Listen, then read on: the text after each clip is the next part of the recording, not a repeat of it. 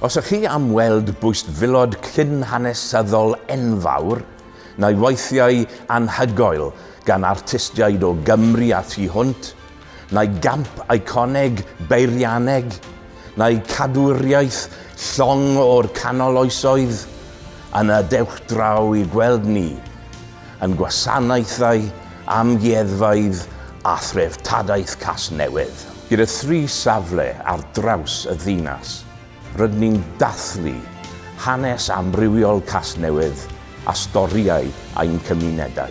Yn y gyfres hon, byddwn ni'n datgelu sut ni'n gofalu am y gwthrychau yn yn gofal, uchafbwyntiau, rhai o'r cyfrinachoedd, casgliadau, nas gwelwyd a llawer mwy.